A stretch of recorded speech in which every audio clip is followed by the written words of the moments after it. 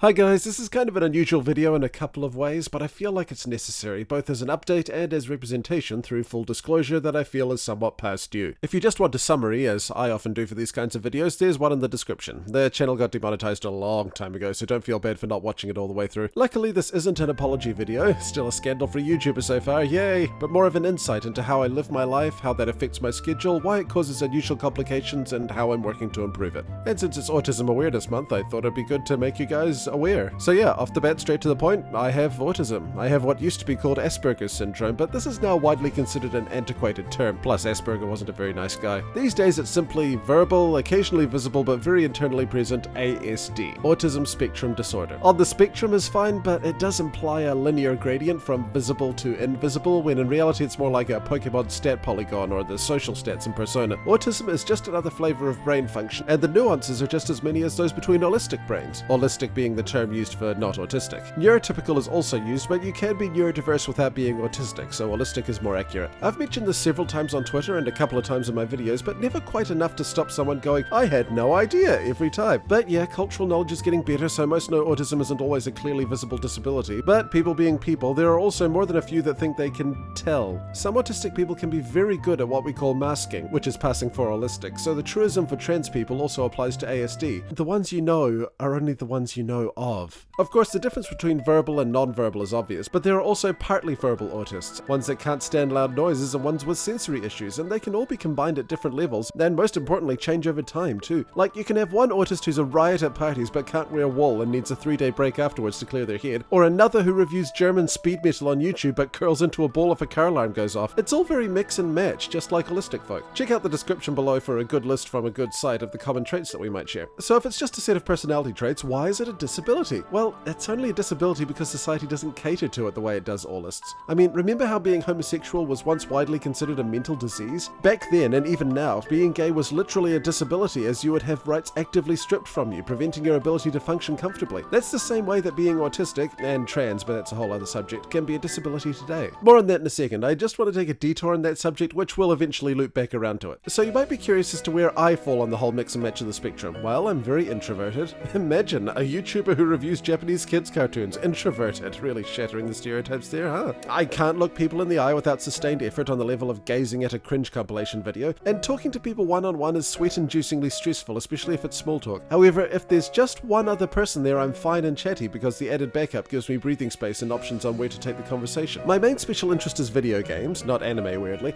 and secondary interests include animation, illustration, and film, but I have such an esoteric memory that I can bluff deep knowledge of many general topics, except sports. Like, I can run through all major horror villain franchises of the 80s and who played them despite never having watched a single one of their films. I know what Silver Shamrock is and the role it plays in its film, but I couldn't summarize the plot to save my life. As you all well know, this can help out a lot in my chosen career, with my ability to remember weird repeating elements in Pokemon episodes making some great callbacks. However, it makes the imposter syndrome nearly every YouTuber feels all the more prominent, since I feel like I'm not really good, I just wing it on unusual knowledge. One of my most polarizing ASD traits is my extremely overactive empathy. This of course is good for tolerance, helping others, and caring about my fellow folk, but like, I can't stand cringe comedy or pranks because rather than view it purely as an observer, I instead feel almost physically the embarrassment the victim feels. If someone sings a bum note, it takes a Herculean effort not to curl up and block my ears. The worst part is that I know logically it's more embarrassing for that person singing to see me flinch like that, but I'm unable to control it. That's kind of the reasoning behind the word autistic. It's from the Greek autos, meaning self, as in those with it can feel trapped in their own head, unable to control what their body and brain does, lost within themselves. This is also why it's a very difficult disability to have in terms of employment. See, I told you I'd come back to it. Because the aspects are so pick and mix in terms of both content and intensity, it's hard for employers to see it as anything other than someone being difficult. They see folk in a wheelchair and they go,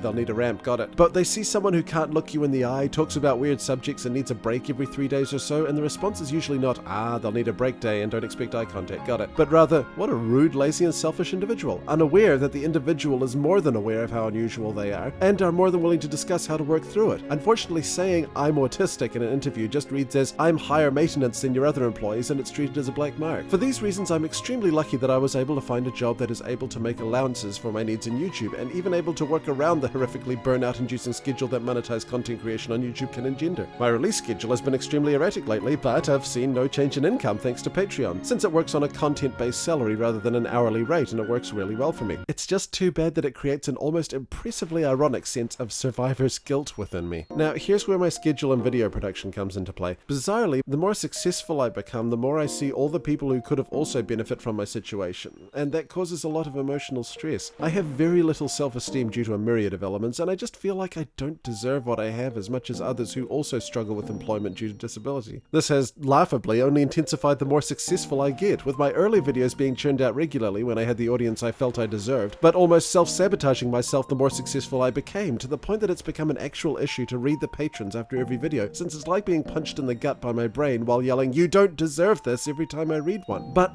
I don't want that. I want to appreciate my situation, I want to keep making content, and I want to stop my ASD from holding back content from all of you, both patrons and YouTubers. So at least to start with, I'm going to do what I should have done a while ago and accommodate my disability the way I would want any other employer to do. I am not exempt from being a bad employer just because my employee is myself. So I must sadly retire reading the patrons aloud. I know, this might seem like a laughably little thing to many of you out there, but I must emphasize that my inability to read out the patrons has literally stopped me from releasing videos on YouTube. I have a backlog of over 8 videos fully edited and sitting on Patreon waiting to be brought over to YouTube, stopped by my own inability to accept my own disability and make changes accordingly. Even those with disabilities can fail to cater to disabled people, including themselves. So this video is here as an update, my contribution to Autism Awareness Month, and as a plea to all who view it to listen to those with disabilities. Don't resolve to be kind or help out the disabled, resolve to listen to them. Some disastrous missteps in diagnosis, treatment, and portrayal of the disabled have stemmed almost entirely from believing you know best for a group without consulting them. And for the third and final time, this includes yourself. You are valid, you have worth, and you are entitled to respect and dignity regarding the things that you cannot control. Be safe, enjoy the videos to come, and thanks for indulging me.